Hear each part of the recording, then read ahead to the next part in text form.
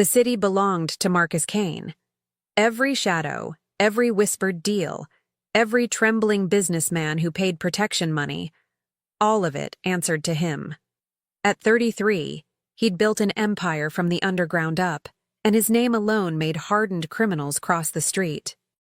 The Kane family controlled everything that mattered, and Marcus sat at the center of that web of power like a dark king on an invisible throne. He moved through his world with calculated precision, his presence announced by the nervous shuffling of men twice his size. Tonight, he wore his usual armor, an impeccably tailored black suit that cost more than most people earned in a year, his dark hair slicked back perfectly, gold glinting at his neck and wrist. His bodyguards flanked him like silent sentinels as he made his rounds, collecting tributes, settling disputes, reminding everyone exactly who ran this city. But every king has a secret. Every monster has a weakness. Lily Chen had walked into his life 6 months ago like sunlight breaking through storm clouds. She'd been working the morning shift at Morrison's Diner, a small establishment in the neutral zone between territories. Marcus had stopped there by chance, needing coffee before a particularly tedious meeting with the mayor. She'd poured his cup, met his eyes without flinching, and asked if he needed anything else with such genuine warmth that he'd actually forgotten how to speak for a moment. Everyone else saw the Mafia boss. She saw a man who looked tired. He'd returned the next morning, and the morning after that. Within a week, his schedule revolved around that diner. Within a month, he'd memorized her schedule, her laugh, the way she tucked her light brown hair behind her ear when she was concentrating. Within 3 months, he'd done the unthinkable. He'd asked her to dinner, revealed exactly who he was, and watched her face cycle through shock, fear, and then something that stunned him even more. Understanding. "I know what you are," she'd said quietly that night, her blue eyes holding his without judgment. "I've heard the stories.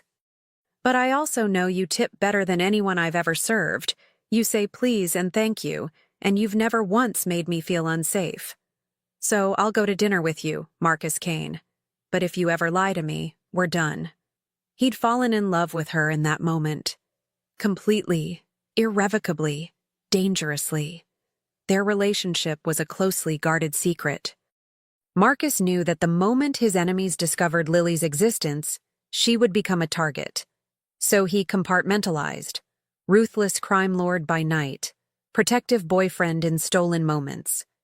She never came to his penthouse, never met his associates, never entered his world. He always came to hers. Tonight was supposed to be one of those stolen moments. Lily had mentioned she'd be helping her friend Rachel at the Rusty Spoke, a dive bar on the edge of town. It wasn't her usual scene, but Rachel was short-staffed, and Lily never said no to helping someone in need. Marcus had finished his business early, dismissed his guards with instructions to wait in the car 3 blocks away, and decided to surprise her. The moment he pushed open the door to the Rusty Spoke, he knew something was wrong. The bar had gone silent. Not the comfortable quiet of contentment, but the suffocating silence of prey animals sensing a predator. Every eye in the place was fixed on the back corner, where a group of leather-clad bikers surrounded the bar. And at the center of that hostile circle, looking small and terrified but standing her ground, was Lily. Marcus's blood turned to ice, then to fire. The man looming over Lily was Tank Morrison, president of the Iron Wolves Motorcycle Club. He was a mountain of muscle and bad decisions, covered in tattoos and scars, with a reputation for violence that made even Marcus's associates nervous. The Iron Wolves ran drugs and guns through the industrial district, and while Marcus had allowed them to operate in exchange for a cut of their profits, there had always been tension. Tank didn't like answering to anyone. "Come on, sweetheart," Tank was saying, his voice carrying across the silent bar.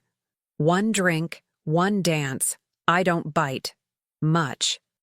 His hand reached for Lily's arm. She stepped back, her voice steady despite the fear Marcus could see in her eyes. "I'm working, and I'm not interested." Tank's expression darkened. "You know who I am?" "I know exactly who you are," Lily replied, and Marcus felt a surge of pride at her courage even as terror clawed at his chest. And my answer is still no. The bikers around Tank laughed, ugly sounds that promised violence. One of them grabbed Rachel, who yelped in fear. The bartender, an older man named Pete, reached for something under the bar, but Tank's second-in-command pulled a gun and placed it on the counter with a soft thud. "Nobody needs to be a hero tonight," Tank said, still focused on Lily. "Just one drink, princess, unless you want your friend here to have a real bad evening." Marcus saw red. He'd taken 3 steps into the bar before anyone noticed him. The first person who did, a biker near the door, actually stumbled backward, his face going white. The movement caught Tank's attention, and when the massive biker turned and saw Marcus Kane standing there, something fascinating happened. Every biker in the place went absolutely still. Tank's confident smirk faltered. His hand, which had been reaching for Lily again, fell to his side. The air itself seemed to thicken with tension so sharp you could cut yourself on it. Marcus said nothing. He didn't need to. He simply stood there, his dark eyes fixed on Tank with an expression that had made grown men confess to crimes they hadn't committed just to make him look away. His hands hung loosely at his sides, but every person in that bar knew he didn't need weapons to be the most dangerous thing in the room. 3 seconds of absolute silence stretched into eternity. Then Tank cleared his throat. "Kane, didn't know you frequented places like this." Marcus still didn't speak. He took another step forward, and 2 of Tank's men immediately backed away from Lily. She'd gone very still, her eyes wide as she looked at Marcus. He could see her mind working, trying to understand why his arrival had caused this reaction, why the violent bikers suddenly looked like children caught stealing cookies. "We were just having a conversation," Tank continued, his bravado crumbling with each word. "No harm meant." Marcus finally spoke, his voice soft and cold as a knife blade. "Touch her again, and they'll never find all the pieces." The silence that followed Marcus's words was absolute. Tank Morrison, a man who'd built his reputation on brutality and fear, looked at Marcus Kane and saw his own mortality. The gun on the counter suddenly seemed irrelevant. Every biker in the Rusty Spoke understood in that moment that they'd made a catastrophic mistake. "We're leaving," Tank said quickly, raising his hands in a gesture of peace. "No problem here, Kane. Just a misunderstanding." Marcus didn't move. His dark eyes tracked every biker as they scrambled toward the door, stumbling over chairs in their haste to escape. Tank was the last to leave, pausing at the threshold to look back at Lily with an expression somewhere between confusion and dawning horror. "She's yours?" Tank asked, his voice barely above a whisper. Marcus's expression could have frozen hell itself. Tank didn't wait for an answer. He disappeared into the night, and the roar of motorcycle engines faded into the distance. The moment the door closed, the bar erupted into nervous chatter.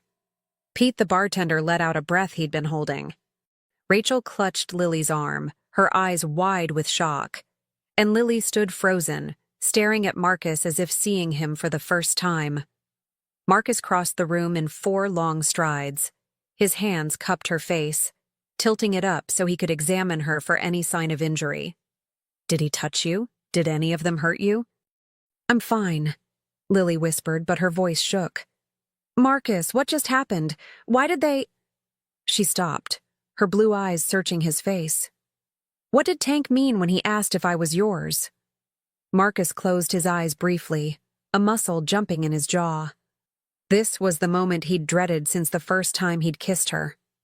The moment when his world and hers collided in a way that couldn't be undone. "We need to talk," he said quietly. "Not here. Come with me." Lily looked at Rachel, who nodded quickly. "Go. I'll close up. Pete will help me." The older bartender was already nodding agreement, looking at Marcus with the same nervous respect everyone in this city showed him. Marcus kept his hand on the small of Lily's back as he guided her out of the bar. His car was waiting, a sleek black Mercedes that probably cost more than the bar itself. 2 men in dark suits stood beside it, and Lily recognized them as the same men who sometimes waited outside the diner when Marcus visited her. "Mr. Kane," one of them said, opening the door. His eyes flicked to Lily with surprise that he quickly masked.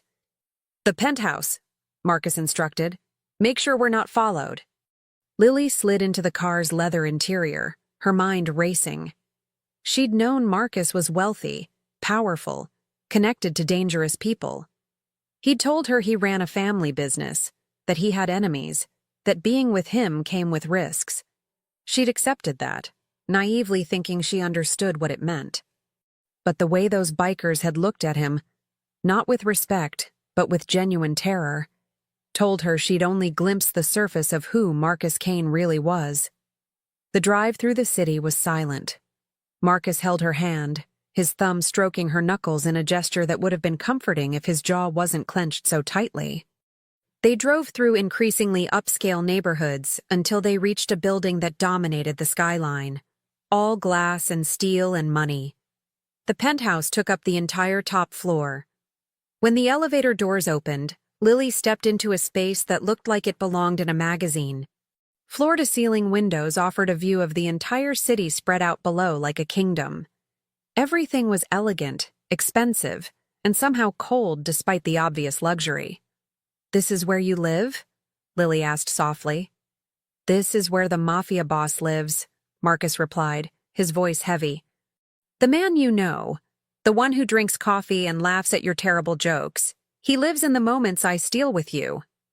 Lily turned to face him fully. "Who are you, Marcus? Really?"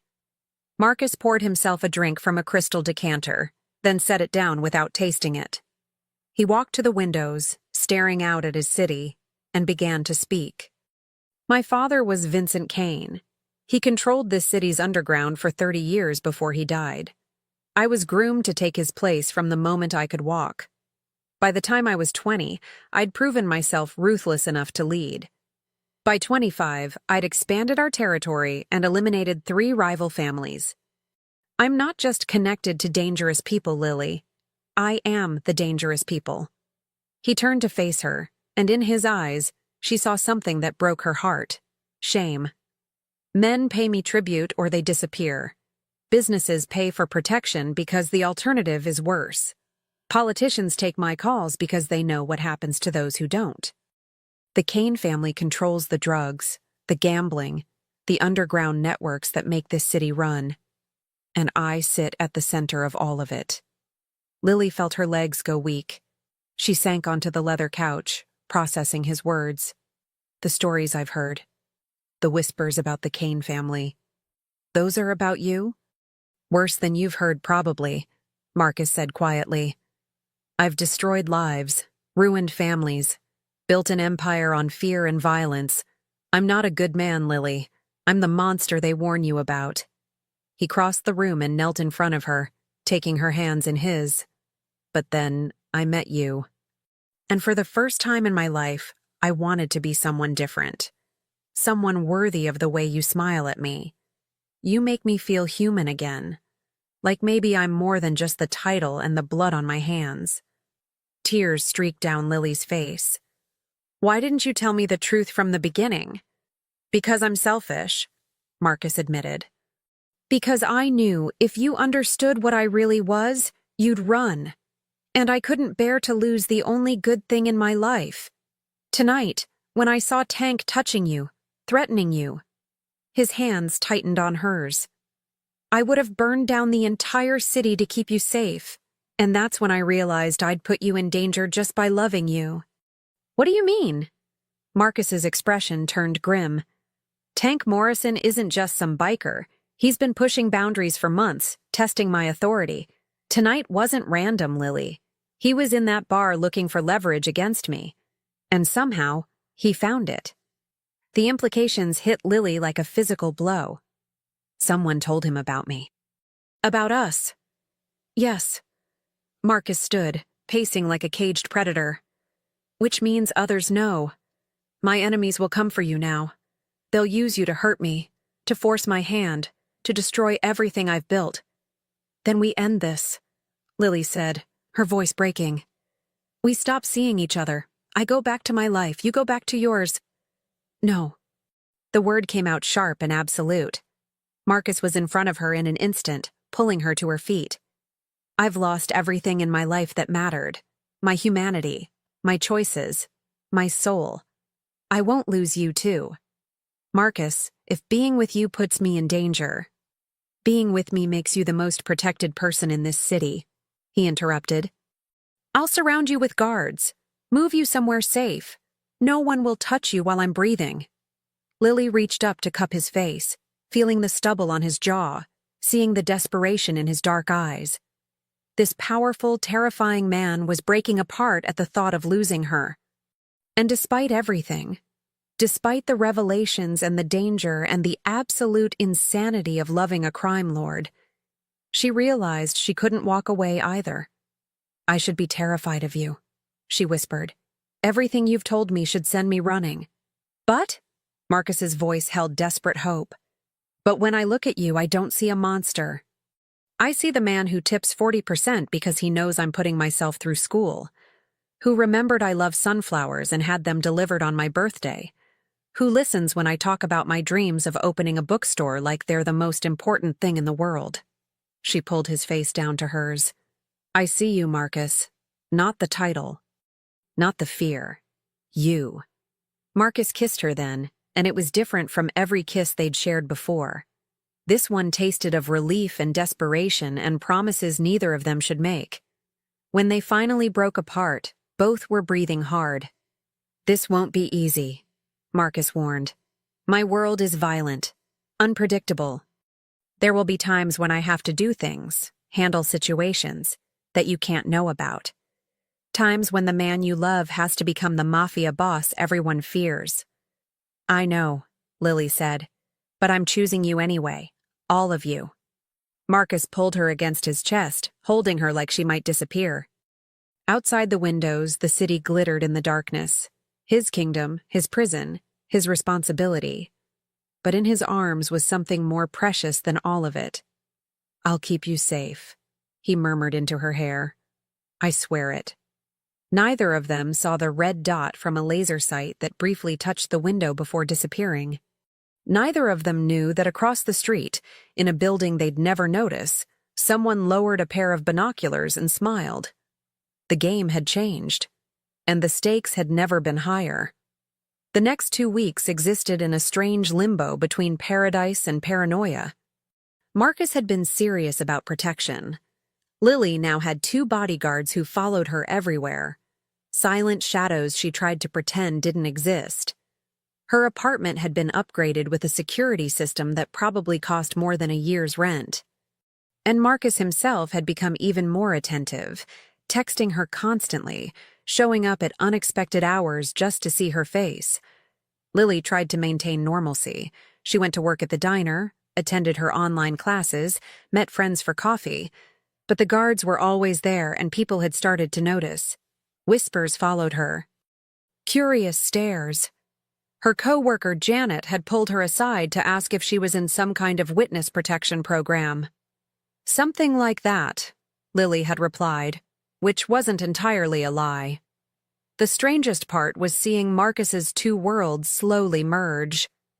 The man who'd been so careful to keep her separate from his life had given up that pretense entirely. Now he picked her up from work in his obvious luxury car, didn't hide the guards, stopped pretending to be anything other than what he was. And Lily was learning what that meant. One night, Marcus invited her to dinner at Bellissimo, the most exclusive restaurant in the city. Lily wore a dress he'd sent over, emerald green silk that probably cost more than her car, and tried not to feel out of place among the wealthy patrons. But the moment Marcus walked in, everything changed. The maitre d' nearly tripped over himself rushing to greet them. They were led to a private section Lily hadn't even known existed, and as they passed tables, she saw men in expensive suits nod respectfully at Marcus, saw women look away, saw one older gentleman actually stand up and wait until Marcus had passed before sitting back down. Do they all know who you are? Lily whispered once they were seated. Marcus smiled, but it wasn't his real smile, the one she loved. This was his public smile, the one that didn't reach his eyes. Half of them pay me tribute. The other half wish they were brave enough to challenge me. Yes, they all know exactly who I am. Dinner was exquisite, but Lily could barely taste it. She was too aware of the power dynamics playing out around them, the careful dance of respect and fear that Marcus navigated without seeming to notice. This was his world, and she was realizing just how different it was from anything she'd known. After dinner, Marcus took her to his office, a corner suite in one of downtown's most prestigious buildings. The nameplate on the door read, Kane Enterprises, which Lily had assumed was a legitimate business. "It is legitimate," Marcus said when she asked. "We own real estate, invest in startups, manage import-export operations. Everything legal and above board." He poured 2 glasses of wine and handed her one. "The underground operations are separate, compartmentalized. The Mafia boss and the CEO rarely occupy the same space." "Except right now," Lily observed. "Except right now," Marcus agreed. "Because right now, I need you to understand both sides of who I am." He led her to the windows overlooking the city. From this height, the streets below looked like rivers of light, beautiful and distant. "I was 17 when my father sat me down and explained what our family really did," Marcus began, his voice distant with memory. "I'd suspected, of course. The guards, the whispered conversations, the way people treated us. But hearing it confirmed, learning that my father had ordered men killed, that our wealth came from illegal operations, that I was expected to continue the legacy, it broke something in me." Lily waited, sensing he needed to tell this story. "I tried to refuse. Said I wanted to go to college, live a normal life. My father laughed and told me there was no such thing as normal for people like us. Then he took me to see what happened to those who betrayed the family." Marcus's jaw clenched. "I won't tell you the details, but it was effective. I understood that I had 2 choices: lead or die. So I learned. I became what they needed me to be, and somewhere along the way I forgot there'd ever been a choice." He turned to face her, and in his eyes she saw the lost boy he'd been. "Until you. You looked at me like I was just a man who needed coffee, not a title, not a threat. Just Marcus. And I remembered what it felt like to be human." Lily set down her wine and moved into his arms. "You're still human. The things you've had to do don't erase that." "Don't they?" Marcus's laugh was bitter. "I've made decisions that cost lives, Lily. Ordered actions that—" He stopped himself. "You don't want to know, trust me." "Maybe not the details," Lily agreed. "But I want to understand you. All of you. The good and the bad and everything in between." Marcus kissed her forehead. "You're too good for this world. For my world. Then maybe it's time your world changed." Before Marcus could respond, his phone buzzed. He glanced at it and his entire demeanor shifted. The tender boyfriend disappeared, replaced by the cold Mafia boss in an instant. "I have to go," he said tersely. "Something's happened." "What? Marcus, what's wrong?" He was already moving toward the door, texting rapidly. "One of my operations was hit tonight. People are dead. This was an attack, and I need to handle it." He paused, turning back to her. "I'll have someone drive you home. Extra guards tonight. Don't go anywhere alone." "Marcus." "Please, Lily." His voice cracked slightly. "I need to know you're safe while I deal with this."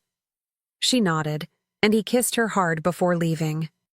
30 seconds later, a woman in a dark suit appeared to escort Lily home. The woman was polite but clearly deadly, and Lily found herself wondering how many people in Marcus's orbit were trained killers. The next morning, Marcus didn't come to the diner, or the morning after that. His texts became shorter, more cryptic. "Handling business. Stay safe. Love you." For 3 days, Lily barely saw him, and when she did, he looked exhausted, dangerous, like a man balancing on a knife's edge. On the 4th day, He finally showed up at her apartment at 2 a.m. He looked terrible. His suit rumpled, shadows under his eyes, a healing cut on his cheekbone. Lily pulled him inside without a word and led him to the bathroom. As she cleaned the cut, Marcus closed his eyes and let her work. "The attack was the Iron Wolves," he said quietly. "Tank Morrison decided he was tired of answering to me. He hit 3 of our locations simultaneously, trying to start a war." Lily's hand stilled. "What happened?" "I ended it." Marcus's voice was flat, emotionless. "The threat has been neutralized. The Iron Wolves are no longer a problem." Lily didn't ask for details. She didn't want to know what neutralized meant in Marcus's world. Instead, she finished bandaging his cheek and took his hand, leading him to bed. He fell asleep almost instantly, his head on her chest, and Lily lay awake holding him. This was her life now, loving a man who commanded an empire of shadows. A man who protected her fiercely but also lived in constant danger.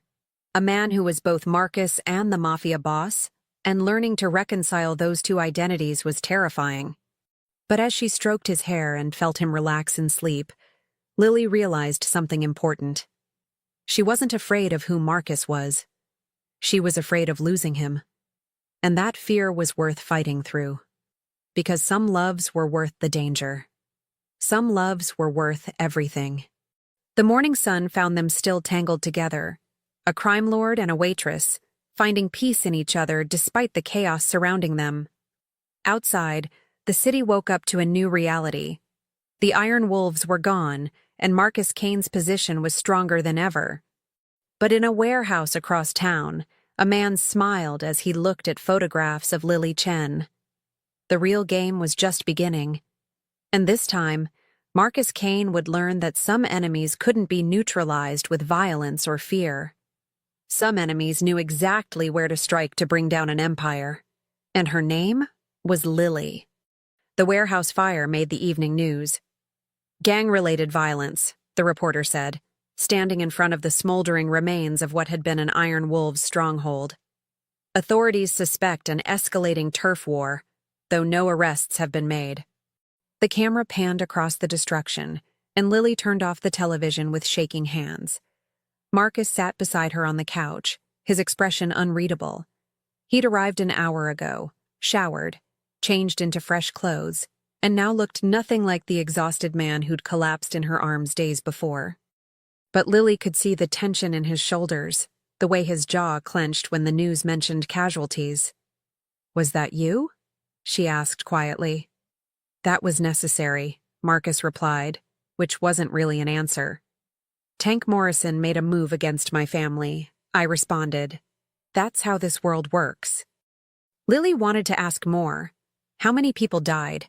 Whether Marcus had been there, what "responded" actually meant. But she also knew she didn't want those images in her head. Some doors, once opened, couldn't be closed. "Is it over?" she asked instead. Marcus took her hand, his thumb tracing circles on her palm. "For now, Tank is gone." His lieutenants scattered. "The Iron Wolves are finished as an organization." But he hesitated, and that hesitation scared her more than anything else. "There's something else. Something that doesn't make sense." "What do you mean?" "Tank shouldn't have known about you," Marcus said, his dark eyes troubled. "I was careful. We were careful. But he walked into that bar specifically looking for you, Lily. He knew your schedule, knew you'd be helping Rachel that night. Someone told him. Someone inside my organization." The implications sent ice through Lily's veins. "You have a traitor?" "Yes. And until I find out who, you're not safe." Marcus stood pacing to the window. "I've moved you up the priority list. 4 guards now instead of 2. I'm installing panic buttons throughout your apartment. And I want you to move." "Move?" "Marcus, I can't just—" "You can, and you will." His tone brooked no argument. "I own a secure building downtown. Penthouse level, restricted elevator access, guards on every floor. You'll be safer there. You want me to move into one of your properties? To live in a gilded cage while you hunt for whoever betrayed you?" Marcus crossed the room in 2 strides, pulling her to her feet. I want you alive. I want to sleep at night knowing that no one can get to you. I want—" His voice broke. "I can't lose you, Lily. Not now. Not when I've finally found something worth more than all of this." Lily saw the fear in his eyes, raw and real, and felt her resistance crumble. "Okay, I'll move, but only temporarily, until you find this person." Relief flooded Marcus's features. He kissed her deeply, pouring everything he couldn't say into that kiss. When they broke apart, he rested his forehead against hers. "Thank you. I know this isn't what you signed up for." "I signed up for you," Lily whispered. "All of you. Even the parts that terrify me." The next week was a blur of activity. Marcus's people moved Lily's belongings to the new apartment, a stunning space with floor-to-ceiling windows, modern furniture, and enough security to guard a president. Lily tried to feel grateful rather than trapped, but the constant presence of guards and the knowledge that she couldn't come and go freely weighed on her. Marcus visited every day, sometimes for hours, sometimes for just stolen moments between meetings. He was working around the clock, investigating his organization, following leads on the traitor. The stress was visible in the lines around his eyes, the tension in his movements. One evening, 3 weeks after the warehouse fire, Marcus arrived with blood on his shirt cuff. Lily saw it immediately and felt her stomach drop. "You're hurt," she said, reaching for him. "It's not mine." Marcus's voice was flat, emotionless. "I found one of the people involved in leaking information about you. He clarified some things before he was dealt with." Lily forced herself not to ask what "dealt with" meant. Instead, she helped Marcus out of his jacket and shirt, running her hands over his chest and arms to confirm he really was uninjured. "What did you learn?" "The traitor isn't just selling information. They're building a case against me. Federal case. They've been feeding information to the FBI for months." Marcus's laugh was bitter.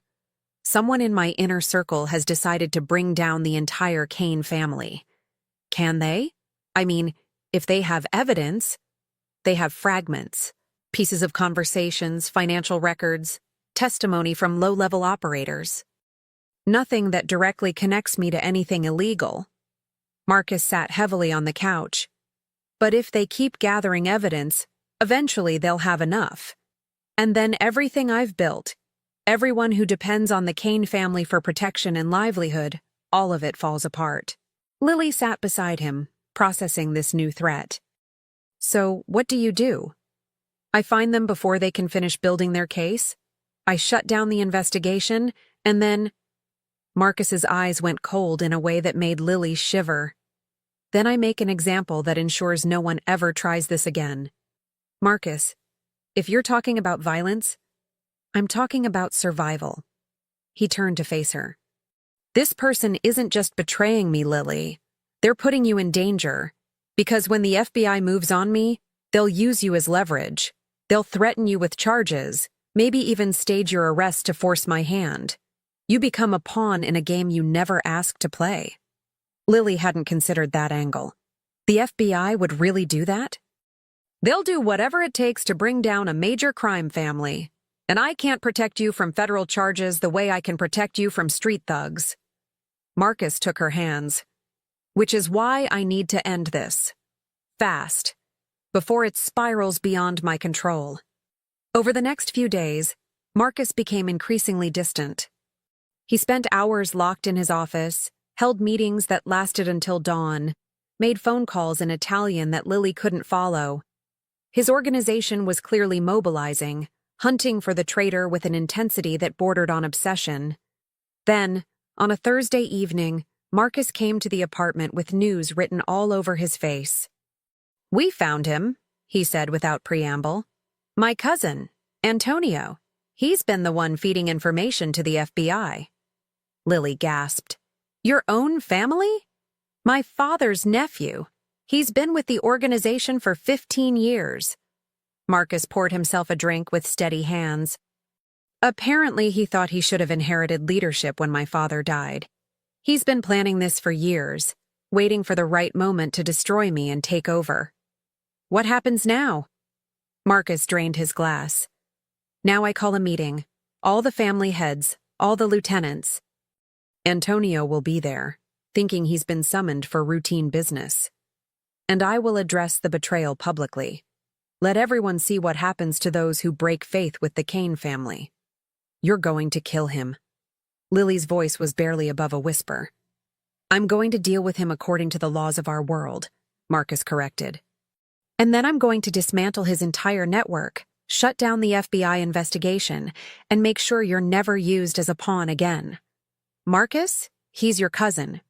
He put you in danger. Marcus's voice went deadly quiet.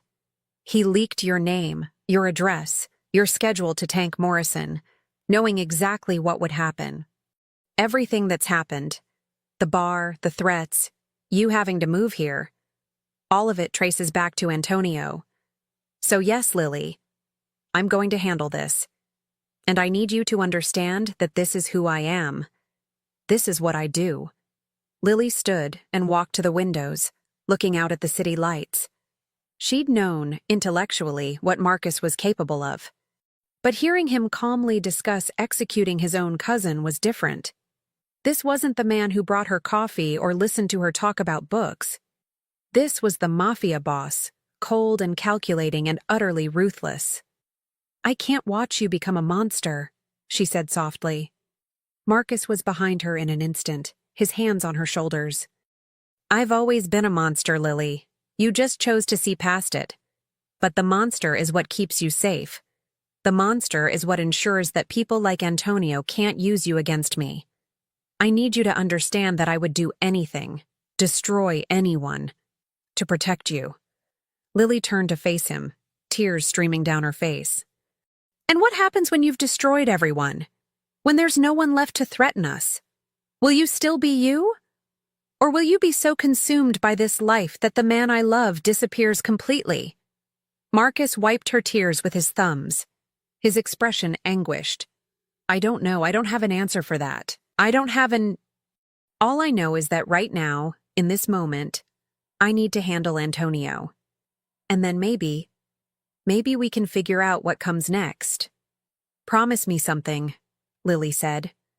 Promise me that after this, after you deal with Antonio and shut down the investigation, you'll consider stepping back, finding someone else to run things. Because I can't keep living like this, Marcus. Always afraid, always waiting for the next threat. I love you, but I can't build a life in constant fear. Marcus pulled her against his chest, holding her so tightly it almost hurt. I promise. After this, things change. I'll find a way to step back, to give us a real chance at something normal. Just trust me to do what needs to be done first. Lily nodded against his chest, but doubt gnawed at her. She'd seen enough crime movies to know that people didn't just walk away from this life. The Empire had its hooks in Marcus deep, and extracting himself would be nearly impossible.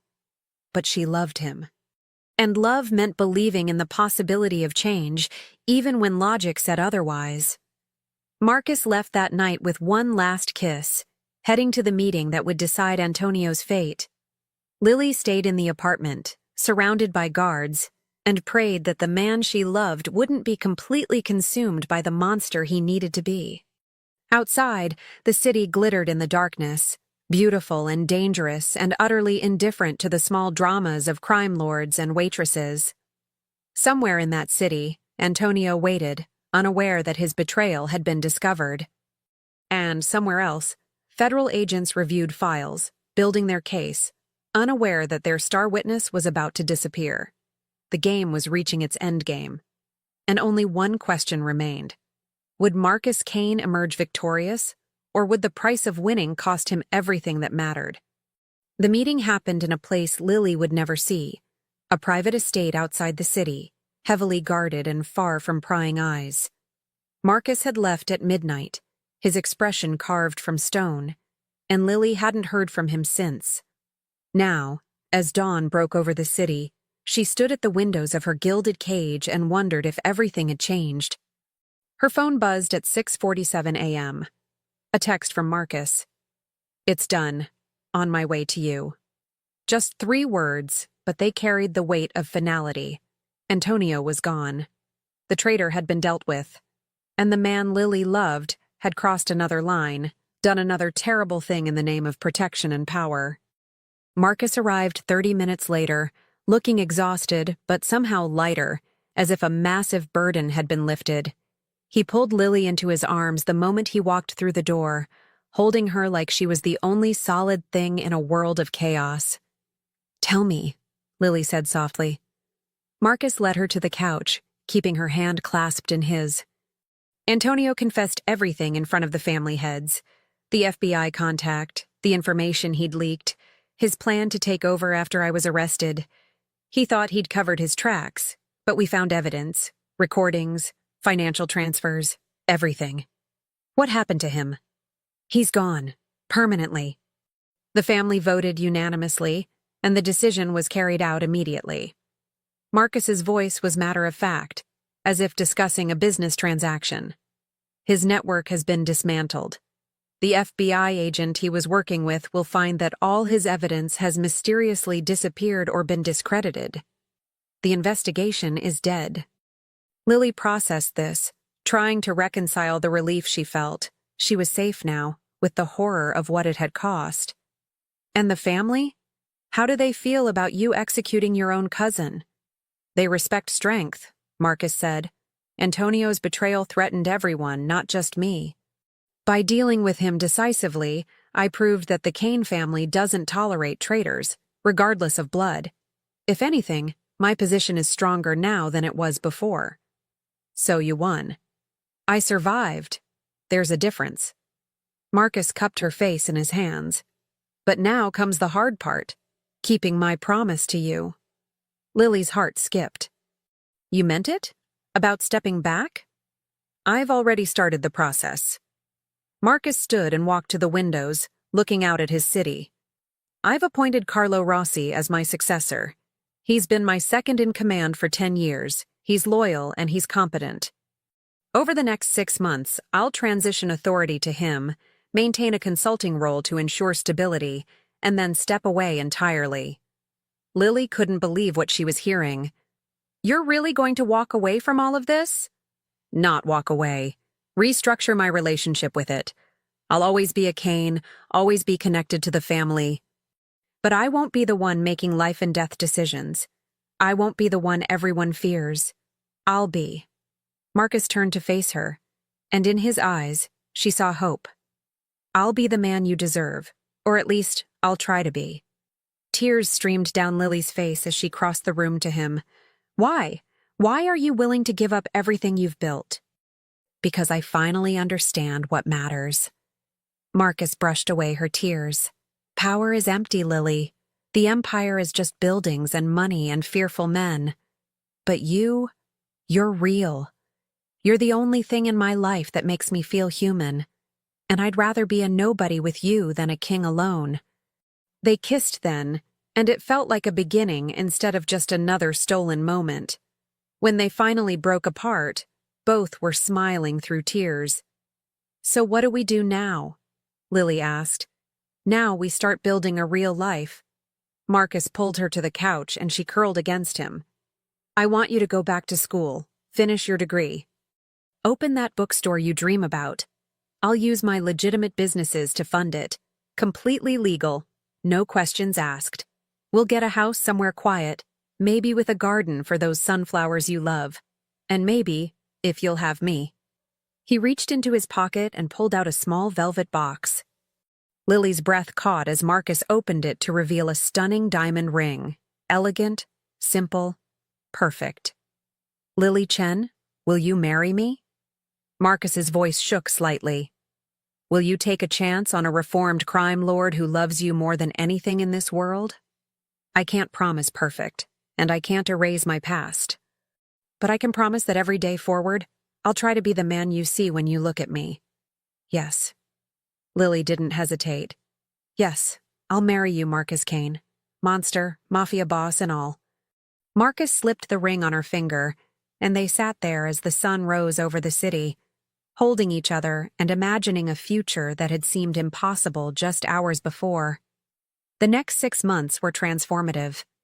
Marcus kept his word, gradually transferring power to Carlo while maintaining enough influence to ensure the transition was smooth. There were tense moments. Old enemies who tested Carlo's leadership, younger members who questioned the change, business deals that required Marcus's personal attention. But slowly, inevitably, the machine learned to run without Marcus at the controls. Lily watched him change during this time. The constant tension in his shoulders eased. He smiled more, laughed more, stopped checking his phone every 30 seconds. The bodyguards were reduced from 4 to 2, then to 1, then to just occasional security when circumstances warranted. She moved out of the secure building and into a beautiful brownstone Marcus had bought in a quiet neighborhood. She also went back to school, finishing her business degree while planning her bookstore. Marcus threw himself into helping her, using his legitimate connections to secure the perfect location, his business acumen to structure the finances, his surprising knowledge of literature to help design the space. Watching him transform from crime lord to supportive partner was like watching a man remember how to breathe. But there were hard days, too. Days when Marcus got calls about family business and had to disappear for hours, returning tense and distant. Days when someone from his old life showed up demanding his attention, his authority, his decision on matters of life and death. Days when Lily saw the monster flicker behind his eyes and wondered if he could ever really leave it behind. On one such day, Marcus came home from a meeting looking shaken. Lily found him standing in their study, staring at a photograph of his father. "Carlo called," Marcus said quietly. "There's a situation with the Moretti family. They're pushing boundaries, testing whether I'm really out or just playing games. Carlo wanted to know if he had authority to respond with force." "What did you tell him?" "I told him he's in charge now, that his decisions are his own." Marcus set down the photograph. But it took everything in me not to take over, not to tell him exactly what to do. This life, it's in my blood, Lily. I don't know if I'll ever completely escape it. Lily went to him, wrapping her arms around him from behind. "You don't have to escape it. You just have to not let it consume you. There's a difference between being connected to your family and being ruled by it." Marcus turned in her arms, pulling her close. "How did I get so lucky? How did I find the one person who understands all of this?" "Maybe we found each other," Lily said. "Maybe we were both looking for the same thing. Someone who sees past the surface to who we really are." They married on a Saturday in October, exactly 1 year after that night in the Rusty Spoke. The ceremony was small, just close friends and the few family members Marcus still trusted. Carlo stood as best man, a visible symbol of the transition. Lily's parents came, nervous but trying to understand their daughter's choice. And Rachel was there, smiling through tears as her best friend married the man who'd terrified her that night in the bar. As Lily walked down the aisle toward Marcus, she saw him waiting at the altar in a perfectly tailored suit, his dark eyes bright with unshed tears. This wasn't the Mafia boss who'd terrified an entire city. This was just Marcus, her Marcus, vulnerable and hopeful and completely in love. "I, Marcus Kane, take you, Lily Chen, to be my wife," he said when the time came, his voice strong and clear. "I promise to protect you, honor you, and love you for all my days. I promise to be worthy of the faith you've shown in me.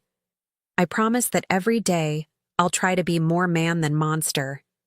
Lily squeezed his hands. "I, Lily Chen, take you, Marcus Kane, to be my husband. I promise to see you, all of you, and love you anyway. I promise to be your anchor when the darkness calls.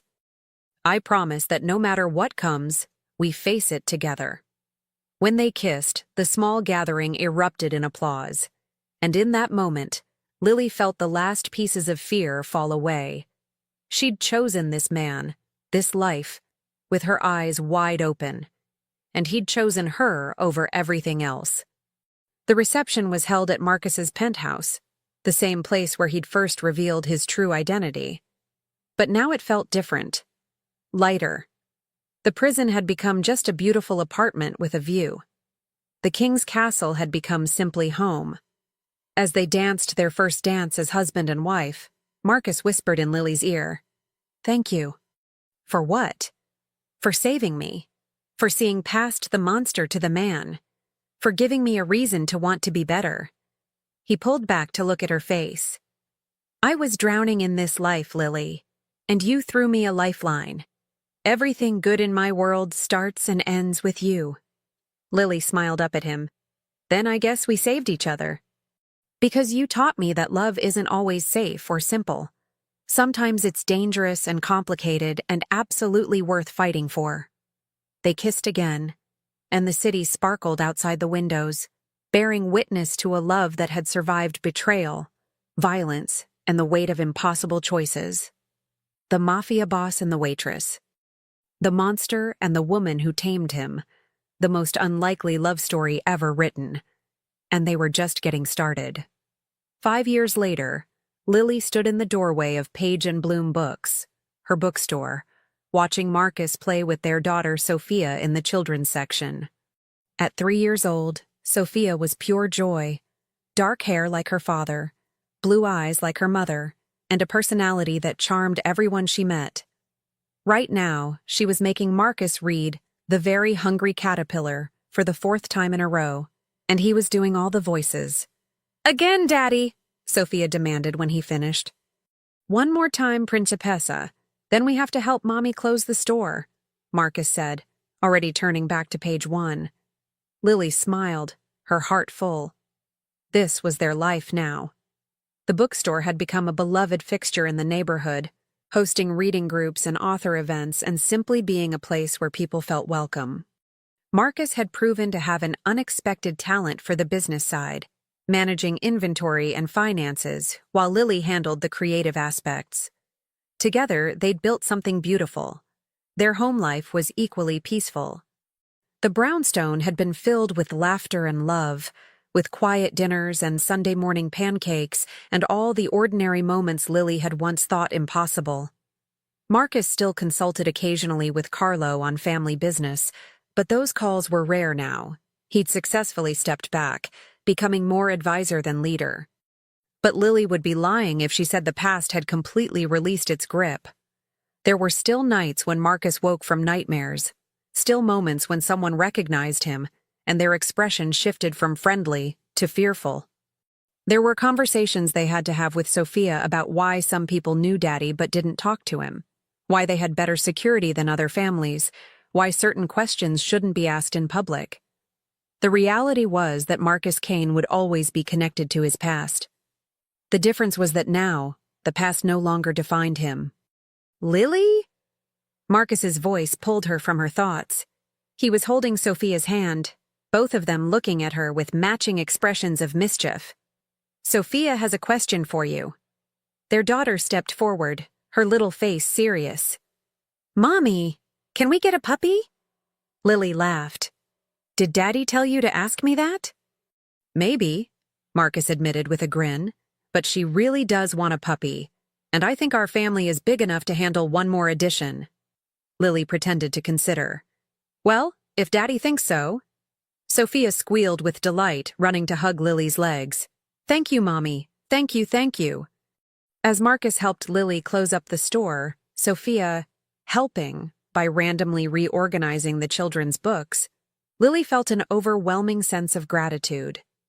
This life, this simple, beautiful, ordinary life, was everything she'd never known she wanted. And she'd found it with the last person anyone would have expected. Later that evening, after Sophia was asleep and they were curled together on the couch, Marcus pulled Lily close. "Do you ever regret it?" he asked quietly. "Choosing this life? Choosing me?" Lily turned to look at him, seeing the vulnerability in his dark eyes. Even after 5 years of marriage, he still sometimes needed reassurance that she wasn't going to wake up and realize she'd made a terrible mistake. "Never," she said firmly. "Not once. You're the best decision I ever made, Marcus Kane. Even though I came with an empire of baggage, a past that will never fully disappear, especially because of that." Lily stroked his face. You could have stayed in that life. Could have chosen power over love, fear over vulnerability. But you didn't. You chose me, chose us, chose to become someone new. That takes more courage than anything else you've ever done. Marcus kissed her softly. You make it sound noble. Most days I feel like I'm just fumbling through, trying to be the husband and father you both deserve. That's what makes you deserve us, Lily said. You keep trying, keep growing, keep choosing love even when the darkness calls. That's not fumbling, Marcus. That's heroic. They sat in comfortable silence for a while, listening to the sounds of their home, the ticking clock, the distant traffic, the soft breathing of their daughter in the next room. This was peace. This was home. This was everything worth fighting for. Carlo called today, Marcus said eventually. The Moretti situation has stabilized. The new leadership is working well with ours. Everything I built is thriving without me. How does that feel? Marcus considered. Strange. For so long, I believed the empire needed me, that without my control, everything would collapse. But it turns out, the world keeps turning even when you step back from the center of it. Carlo's doing a better job than I ever did, honestly. He doesn't have the same baggage, the same need to prove himself through fear. Do you miss it? The power? The control? Sometimes, Marcus admitted. Usually when I'm doing something mundane like grocery shopping or fixing a leaky faucet. There's a part of me that remembers what it felt like to have an entire city hold its breath when I walked into a room. He pulled Lily closer. But then I come home to you and Sophia, and I remember what real power feels like. It's not making people fear you. It's making the people you love feel safe. Lily kissed him. You're getting philosophical in your old age. I'm 38, not ancient, Marcus protested with a laugh. Then his expression turned serious. But I have been thinking about the future. About what we tell Sophia when she's old enough to understand who I was, what I did. We tell her the truth, Lily said. That her father made mistakes, did things he regrets, but chose to change. That people aren't defined by their worst moments, but by what they do afterward. That love can transform even the darkest souls. You make it sound like a fairy tale. Isn't it, though? Lily gestured around their cozy living room. The Mafia boss falls in love with a waitress, gives up his empire for her, and they live happily ever after? If that's not a fairy tale, I don't know what is. Marcus chuckled. A fairy tale with bodyguards and federal investigations and existential crises about redemption. The best fairy tales always have darkness in them, Lily pointed out. That's what makes the happy ending meaningful. They sat together as the night deepened, two people who'd found each other across impossible divides and built something beautiful from the wreckage of who they'd been. Outside, the city hummed with life. Still beautiful, still dangerous, still Marcus's in ways that would never completely fade. But in here, in this small circle of light and love, they were just a family. A husband and wife who'd fought for their happiness. A daughter who would grow up never knowing the weight of the crown her father had worn. A future that stretched ahead bright with possibility. Marcus Kane had been many things in his life. Crime lord, feared leader, the monster in everyone's nightmares. But the title he treasured most was the simplest. Lily's husband, Sophia's father. A man who had found redemption in love. Thank you, he whispered to Lily as they headed to bed. The same words he'd said on their wedding day. For what? Oh, she asked, knowing the answer but wanting to hear him say it. For believing in me when I'd stopped believing in myself. For seeing the man I could become instead of just the monster I was. For loving me enough to make me want to change. Lily stopped at the bedroom door, pulling him into a kiss. Always, Marcus. Always. And as they fell asleep in each other's arms, the city outside their window glittered with possibility. The Mafia boss and the waitress had written their own ending, and it was exactly what it should be. Imperfect, hard-won, and absolutely true. Some loves were worth everything. Some loves changed lives. Some loves proved that even in the darkest places, light could find a way through. This was that love, and it was just beginning.